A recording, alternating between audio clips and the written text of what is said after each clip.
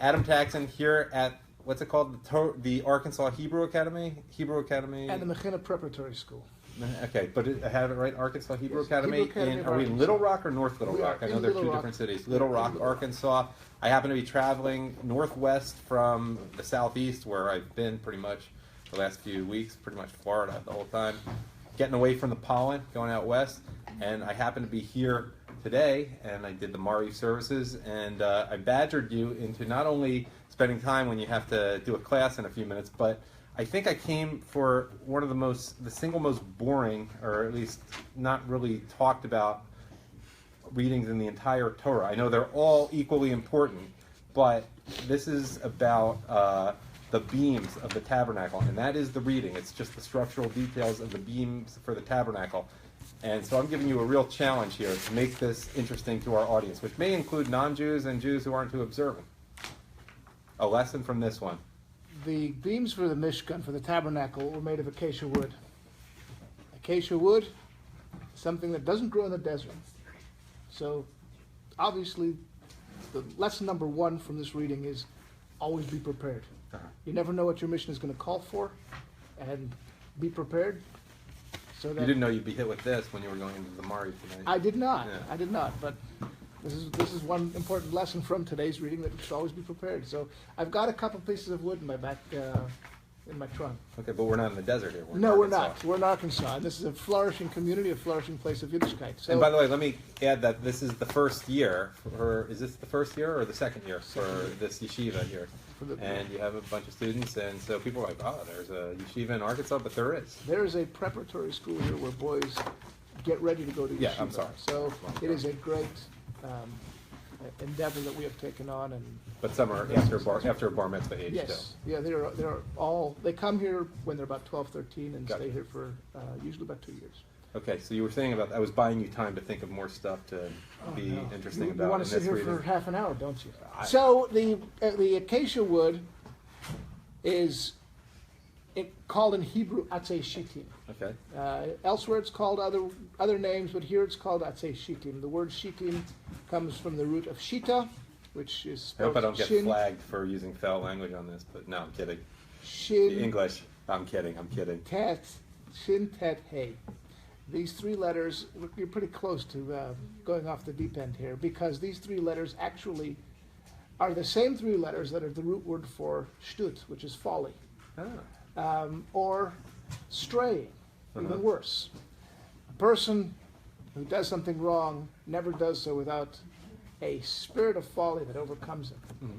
So when somebody convinces himself or forgets that Hashem is with him and constantly observing him, he's very capable of straying, of going off where he wants to go, where he knows he should be going. Trying to figure out how this is going to relate to the wood. And this is what we have in this week's Parsha, in this week's reading, in today's reading. The beams for the Mishkan are actually made of this wood that is called shita, that is called the woods of shittim, indicating that there's a positive side to folly as well.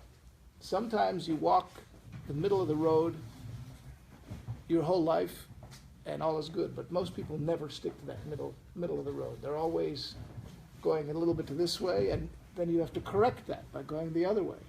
There's a story of somebody who came to the Alter Rebbe. His son was the founder of Chabad Hasidus. His son had gone off the way of Hasidic conduct, observant Jewish conduct, and one of the telltale signs was he was befriending the noblemen's children, and their primary form of entertainment was horse riding. Mm-hmm. So he'd go horse riding with them, and that was a very un-Jewish thing to do at the time. So his father came to the Alter Rebbe and said, "What do I do for my son?" Mm-hmm. He said, "Well, see if you can bring him here." He brought him he convinced him to come to the Alter Rebbe or to town, and once he was there, he brought him to the Alter Rebbe. The Alter Rebbe had him come in. He said, "What do you do?" He said, "I enjoy riding horses." "Why do you enjoy riding horses?" "Because they can get you very quickly places." Mm-hmm. The Alter Rebbe said, "That's correct, but only so long as they're following the road." What happens when they go off the road? then they take you very quickly to places you don't want to be going to. Right. The boy was a smart boy and quickly came back with, that's right, but as soon as you realize that you're going the wrong way, you can quickly go back to the right way. And then he realized what he really said. And that was the beginning of his journey back to Yiddishkeit. And it could have been a quick journey, too. Indeed. The Alter Rebbe knew whom he was dealing with. This was a person with a very fiery soul, who had a passion, had an excitement, needed that excitement in life, and found it in the Alter Rebbe's teachings. I wouldn't know anyone like that. No. All of us have a little bit of that excited guy inside of us, and that's the lesson from this week's, from today's reading, that you take these spirit of folly and using it in the right way, using it in the holy side, you can end up building a mishkan, building a tabernacle.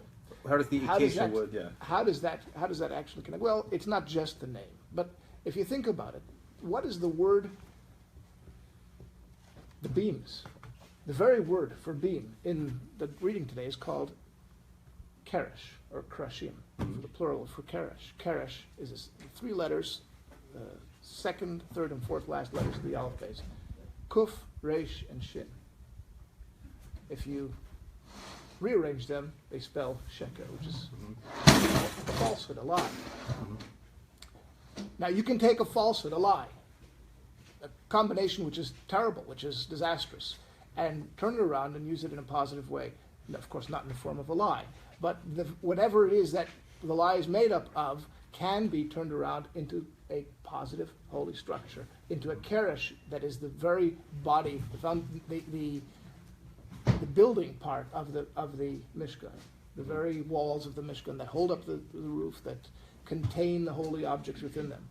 And a good example for that is given in the Talmud of one of the sages who used to, his favorite mitzvah was he would dance in front of the chasna kala, and he would bride and groom, and he would juggle these stems of myrtle, hadassim, which we use on sukkahs, and he took these. It looked a little out of character, or very out of character, for a venerable sage to be doing this in front of some 20-something-year-old bride and groom. And some of his colleagues frowned on it, tolerated it, whatnot. But when he passed away, a pillar of fire came and made itself apparent in his presence, which at that point his colleagues said, aha, his dancing, his folly conduct of dancing in such a seemingly disrespectful way to himself, it, for the sake of the mitzvah, actually had great benefit for him, had great reward for him, had great merit with it. So we see here that, yes, folly can be used, it's normally used in a negative way, but it can also be used in a good way, meaning to say, practically speaking. Sometimes you need to go out there and do something for somebody, and it doesn't make sense that I should do it, but do it anyway. All right. That's a lesson. That's a good lesson. And that's how you build a mission. Way to make an exciting discussion out of this particular reading. Thank you for having me here. Oh, thank you. Nice meeting you. Likewise. I'll let you get back to your students. Okay.